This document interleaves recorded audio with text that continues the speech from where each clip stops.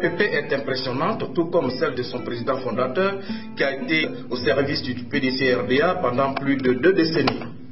Créé au départ comme un mouvement politique en 2007, il est transformé en parti politique le 26 mai 2008 à l'issue d'un séminaire à Grand Bassam, capitale coloniale. L'une des raisons de sa création est de perpétuer l'œuvre de culture de la paix initiée par le président Félix Houphouët-Boigny depuis son règne jusqu'à son décès en 1993.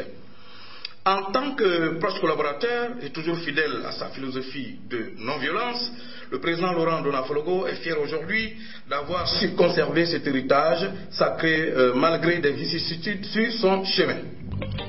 Pourquoi avait-il quitté le PDC-RDA dont il assurait le secrétariat général? Le président Fologo répond. Alors j'ai été 10 ans à la tête du PDC-RDA, mais j'ai été 30 années membre du bureau politique du PDC-RDA.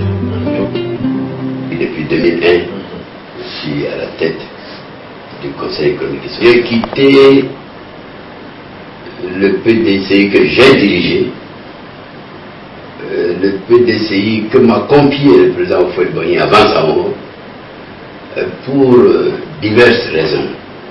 J'avais pris cet engagement devant Houphouët-Boigny et je l'ai respecté et je l'ai réussi. Par contre, par la suite, je me suis aperçu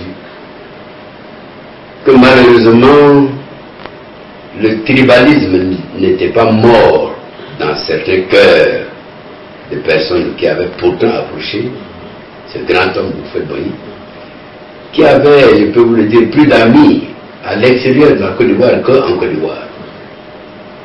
Sénégalais, Guinéens, Burkinabés, tout, avec ses successeurs. J'ai découvert également un manque d'ouverture et de générosité vis-à-vis des tiers de la part de ses successeurs. Et je me suis demandé si nous étions à la hauteur de celui qui nous avait fait confiance. Je pense que j'ai conclu. Le RPP en tant que mouvement de paix, et de rassemblement, mouvement d'unité, d'ouverture, d'amour, c'est-à-dire autant les valeurs que nous avait enseignées le président Houphouët-Boigny. Voilà. Car l'épine dorsale de mon parti aujourd'hui, le RPP, Rassemblement pour le progrès, Rassemblement pour la paix et pour le partage. Comprenez? Le mot partage est un mot biblique de campagne. Dans l'intérêt de notre pays, pour l'unité du pays, on accepte le président élu. Ceux qui veulent l'aide à travailler, ceux qui ne veulent pas, au moins le laissent travailler.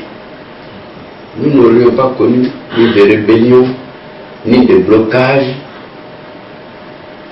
et surtout pas la dégradation du pays que vous pouvez constater aujourd'hui. Je n'ai pas été entendu. Moi, je veux que la paix revienne en Côte d'Ivoire et que la Côte d'Ivoire retrouve la réputation que le président Houphouët-Boigny avait su lui donner.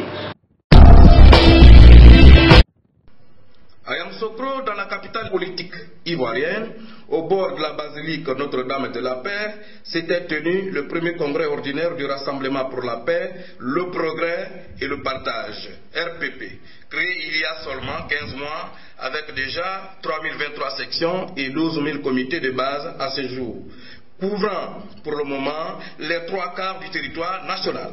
Le parti de l'émérite et disciple de Félix Houphouët-Boigny vient de démontrer ainsi sa force de frappe sur le terrain, au détriment des longs discours irréalistes de certains politiciens ivoiriens qui puisent toujours dans la haine, l'exclusion, le tribalisme et les surenchères démagogiques. D'abord au programme, le regroupement des militants pour la Grande Marche Pacifique qui s'est tenu dans la matinée du 4 septembre, et ce de la place Jean-Paul II au caveau familial Félix Houphouët-Boigny, situé au palais présidentiel. Accompagné de son épouse Danielle Fologo, le président du RPP et sa suite ont rendu un hommage particulier au défunt président, père de la nation ivoirienne, avec à main une gerbe de fleurs. Explication. Les meilleurs orphelins étaient ceux qui habitaient la maison ou qui portaient les vêtements du père. Pour moi, le meilleur orphelin, c'est celui qui a retenu la leçon de valeur. Celui qui s'efforce de ressembler au père par le comportement et par les idées. En ce qui me concerne, je m'efforce de m'inscrire dans cette seconde catégorie. J'ai quitté la maison, j'ai quitté les habits, mais je suis parti avec le meilleur. Le meilleur sont les enseignements, sont les valeurs. Je ne serai jamais du côté de ceux qui font la guerre ou qui aiment la guerre, parce que le père ne voulait pas en entendre parler. Je ne serai jamais du côté de ceux qui sèment le désordre, parce que le père n'aimait pas cela. Il avait juré de ne jamais faire couler le sang ivoirien sur le sol du Côte d'Ivoire. Je m'inscris dans cette voie. Le RPP, représenté ici par une forte délégation, est venu quelques heures avant l'ouverture officielle de son premier congrès ordinaire saluer le père fondateur de la Côte d'Ivoire moderne, et prendre sa bénédiction là où il est, afin que le congrès réussisse.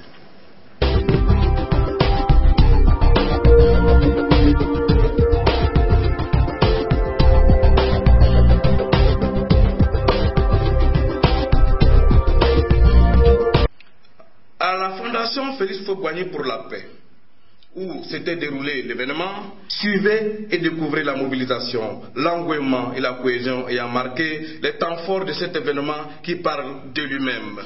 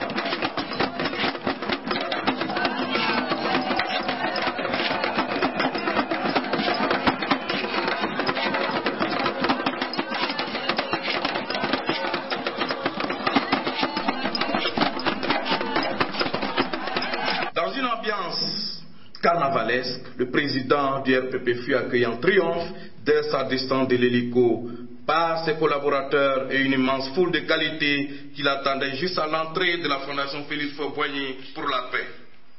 Venus nombreux des des 4 coins du pays, les militants et sympathisants du RPP manifestaient leur joie pour dire merci à Dieu pour avoir réussi ce congrès à Yamoussoukro. C'était au son et rythme du terroir.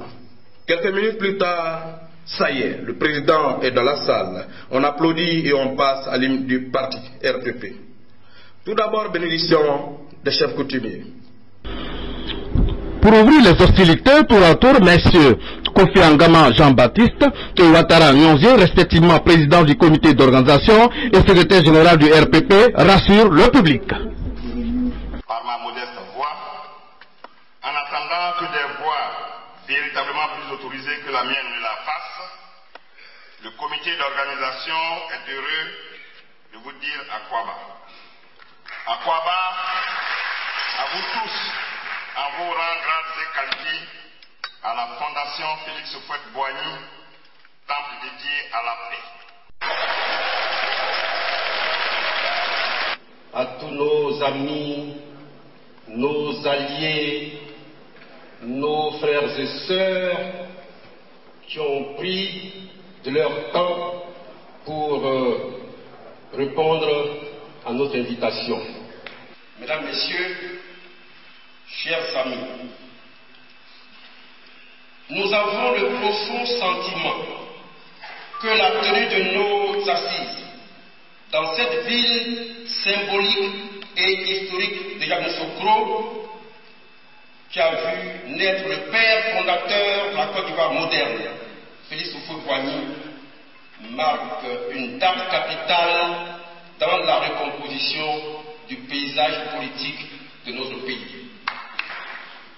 Qu'il me soit permis de souhaiter à tous la très cordiale bienvenue à Yamoussoukro, village du président Félix Houphouët-Boigny, village de paix, de concorde et de solidarité.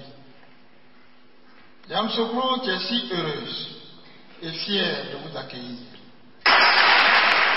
Le RPP qui s'affiche en effet comme un parti d'union par son discours et sa méthode peut ramener l'amour dans le cœur de nos compatriotes et surtout contribuer à la préservation durable de cette paix tant recherchée afin d'inscrire résolument notre pays à nouveau sur le chemin du développement, de la prospérité et du prestige. Vous étiez certainement la personnalité la plus indiquée au regard de votre parcours et de votre riche culture politique. Légaliste, vous l'êtes foncièrement.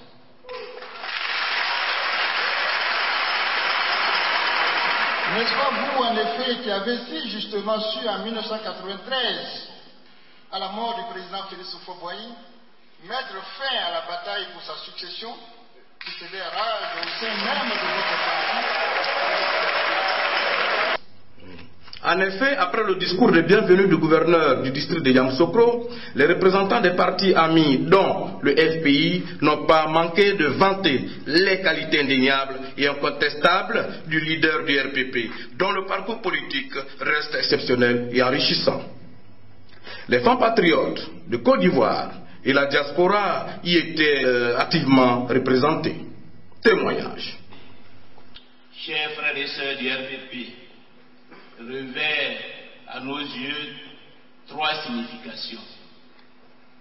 Premièrement, il s'agit pour nous de saluer l'événement historique que constitue la tenue de ce congrès par la qualité des hommes qui y sont engagés et par la nature des décisions qui vont y être prises. Deuxièmement, il s'agit pour nous de rendre hommage à un homme, le président Laurent Dona-Fologo,